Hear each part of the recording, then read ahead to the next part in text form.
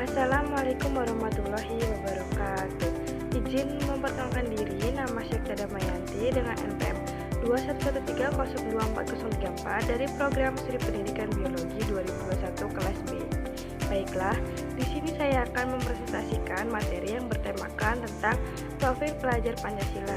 Adapun materi yang akan saya bahas yang pertama yaitu pengertian profil pelajar Pancasila, kemudian komponen profil pelajar Pancasila, serta urgensi dan tema subtema, serta contoh penerapan pada profil pelajar Pancasila. Baik, langsung saja saya akan memaparkan materi.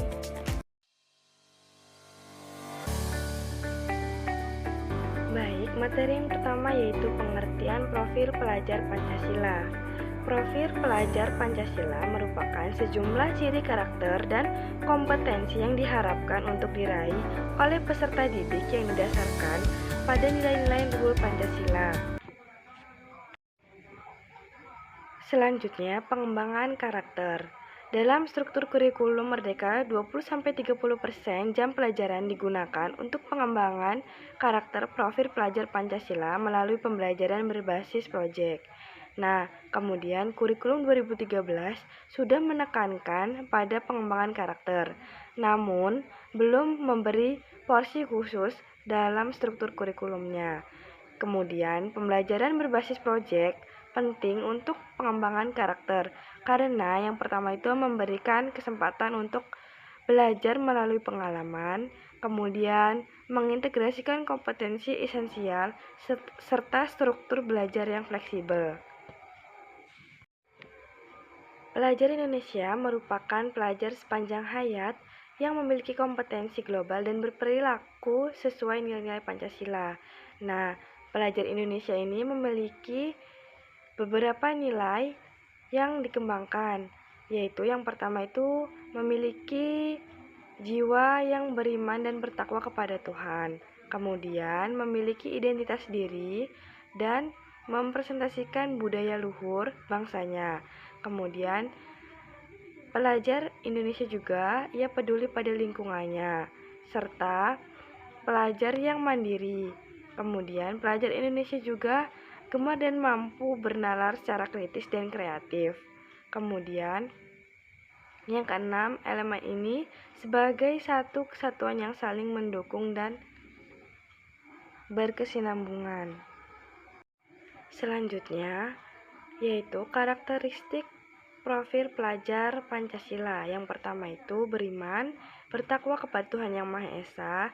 Selanjutnya berkebinekaan global, mandiri, bernalar kritis, kreatif, serta bergotong royong. Kemudian pelajar Indonesia yang beriman, bertakwa kepada Tuhan Yang Maha Esa, dan berakhlak mulia adalah pelajar yang berakhlak dalam hubungan dengan Tuhan Yang Maha Esa.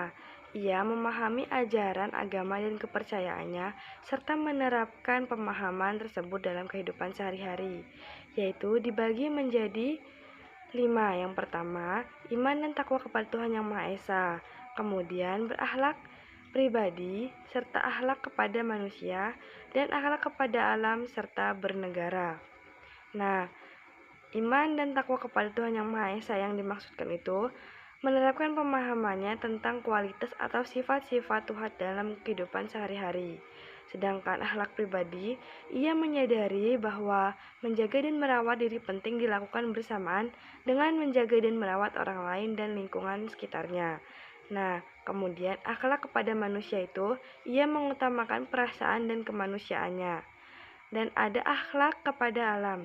Akhlak kepada alam ini, ia menyadari penting merawat lingkungan, serta akhlak bernegara, ia memahami serta menunaikan hak dan kewajiban sebagai warga negara. Kemudian ada skema profil pelajar Pancasila, yaitu dimulai dari beriman dan bertakwa kepada Tuhan Yang Maha Esa dan berakhlak mulia, di mana dibagi menjadi elemen iman dan takwa kepada Tuhan Yang Maha Esa, dilanjutkan dengan elemen akhlak pribadi dan elemen akhlak kepada manusia, serta kepada alam dan kepada negara.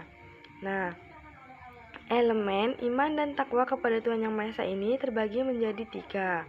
Yang pertama itu mengenal dan mencintai Tuhan Yang Maha Esa, kemudian pemahaman agama dan kepercayaan, serta pelaksanaan ajaran agama dan kepercayaan. Berkebinekaan global yang dimaksudkan ini, pelajar Indonesia mempertahankan budaya luhur, lokalitas dan identitasnya, dan tetap berpikir terbuka dalam berinteraksi.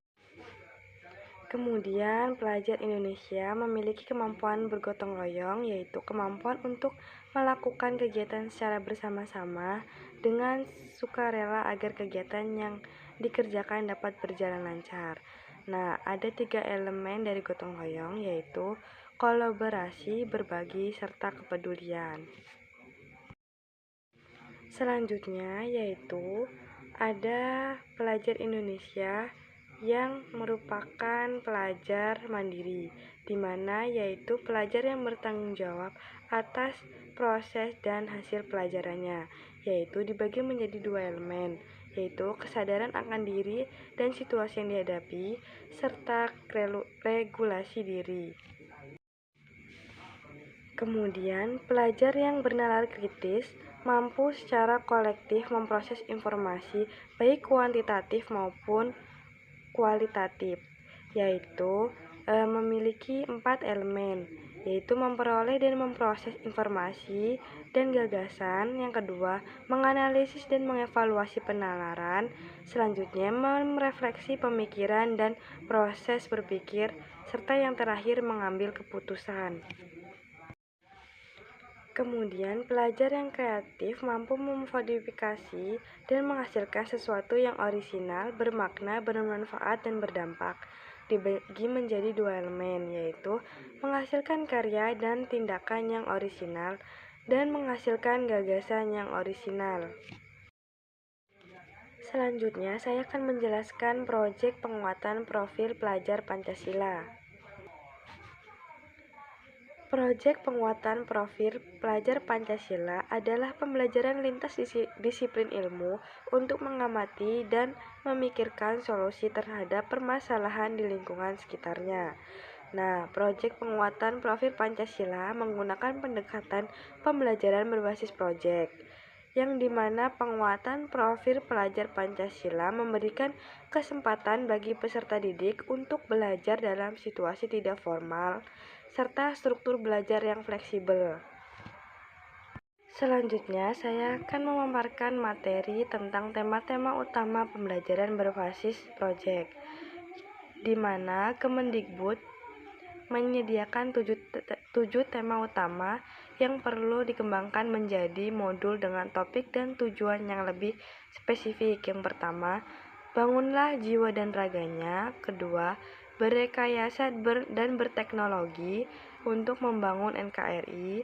Yang ketiga, Bhinneka Tunggal Ika. Yang keempat, gaya hidup berkelanjutan. Yang kelima, kearifan lokal. Yang keenam, kewirausahaan. Dan yang ketujuh, suara demokrasi.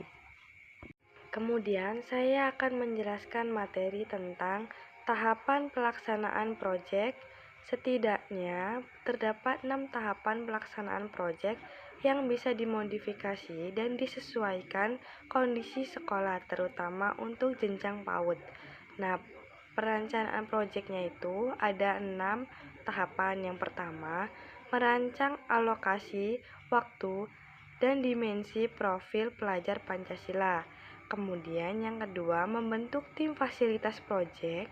Yang ketiga, identifikasi tingkat kesiapan sekolah. Kemudian yang keempat yaitu pemilihan tema umum. Yang kelima, penentuan topik spesifik. Dan yang keenam, merancang modul proyek.